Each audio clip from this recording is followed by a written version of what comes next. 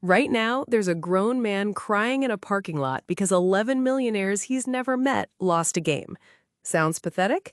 Here's the twist. Scientists hooked fans like him to monitors and found his body reacting as if he lost, not watched, lost. Your brain is running a scam on you every weekend. Let me show you the evidence. Let's start with something uncomfortable. When your team wins, you say, "We won." When they lose, you say, "They lost."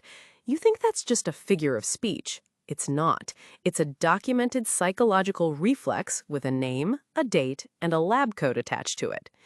In 1976, psychologist Robert Cialdini and his team did something delightfully sneaky.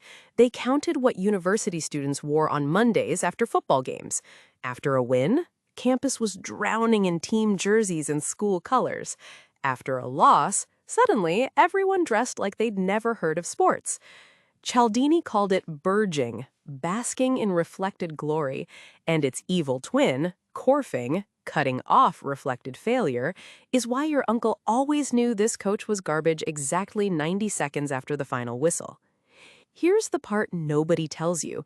You're not watching football. You're renting an identity, and your brain is paying the bill in hormones. In 1998, researcher Paul Bernhard measured testosterone in fans watching a World Cup match. Not players, fans, sitting on couches, doing absolutely nothing athletic. Fans of the winning team, testosterone up roughly 20%. Losing fans, it dropped. Let me repeat that. Your endocrine system responded to a game you had zero physical involvement in as if you personally had won or lost. A fight. Your brain cannot tell the difference between your victory and your team's victory.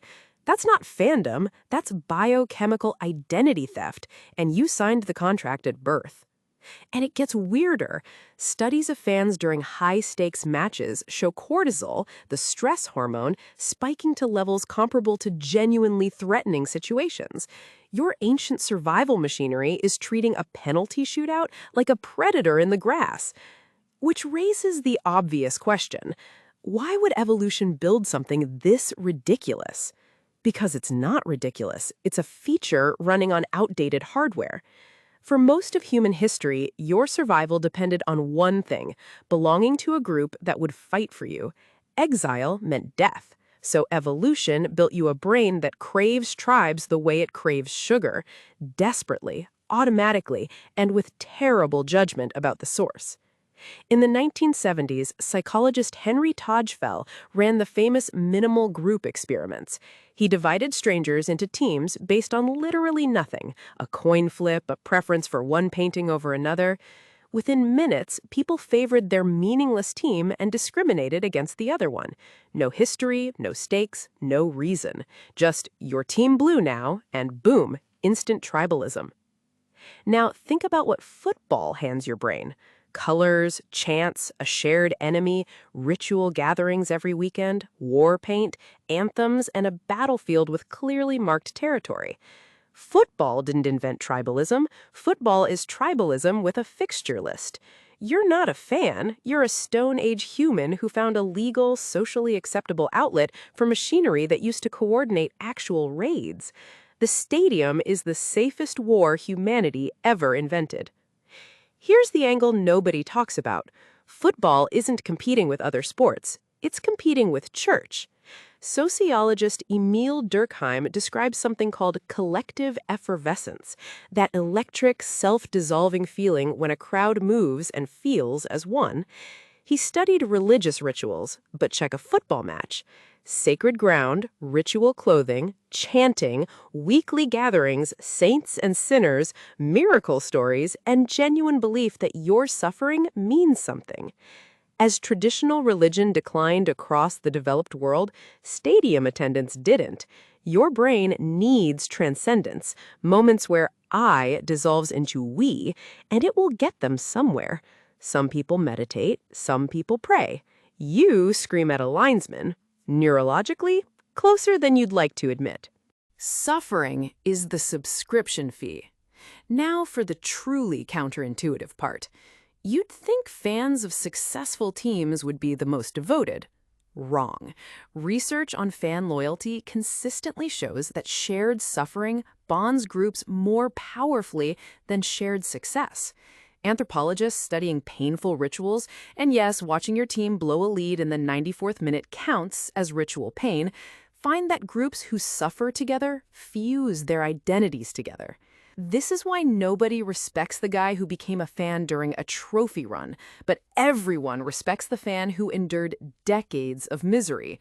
Suffering isn't the bug in fandom. Suffering is the product. Your team losing isn't failing you, it's initiating you. There's even a name for the extreme version: identity fusion. Anthropologist Harvey Whitehouse studied fans of chronically losing teams and found something wild. The most miserable fans showed bonding levels comparable to combat veterans. Not casual loyalty, brotherhood forged in fire loyalty. Your team's incompetence is literally welding you to strangers. Behavioral economists call the underlying trap the sunk cost fallacy. You've invested 20 years of emotional agony, so quitting now would mean the pain was for nothing. But your brain reframes it beautifully. The pain wasn't waste, it was loyalty. It was proof. Congratulations, you're in a relationship your brain refuses to let you leave, and it renamed the hostage situation passion. And here's the sickest twist. The pain physically helps. Study shows social pain and physical pain activate overlapping brain regions, but suffering together triggers endorphin release, nature's painkiller and bonding drug. That post-defeat pint with your devastated friends, that's not coping, that's your brain's opium den. You're chemically addicted to losing well. One more piece. Humans are narrative addicts. Dopamine research shows your reward system fires hardest not at predictable rewards, but at uncertain ones, the same mechanism that makes slot machines dangerous. Neuroscientist Wolfram Schultz's landmark monkey experiments proved dopamine peaks when reward probability sits near 50-50, maximum uncertainty. Now check the numbers. A football match is one of the least predictable events in all of sports, with underdogs winning far more than in basketball or tennis. Football is, statistically, the perfect drug. Football is an unscripted drama where the writers don't know the ending either. Redemption arcs, villains, betrayals, last-minute miracles, delivered on a variable reward schedule that would make a casino designer weep with envy. Netflix costs money, and you know it's fake. Football is free chaos starring people you've decided to love. And unlike Netflix, football never ends. There's no series finale, no cancellation. The story regenerates every season with new villains, new prodigies, new grudges. Psychologists call unresolved stories open loops, and your brain despises leaving them open. Football is a cliffhanger with no final episode. You didn't binge it binged you. So, are you fake? Here's the resolution, and it's better than you expect. You've maybe felt embarrassed about this. Grown adult, mood ruined by strangers, wearing another man's name on your back. But everything we've covered says the opposite. Your fandom is one of the most human things about you. It's your belonging instinct, your ritual hunger, your narrative addiction, and your tribal chemistry all finding a harmless place to live.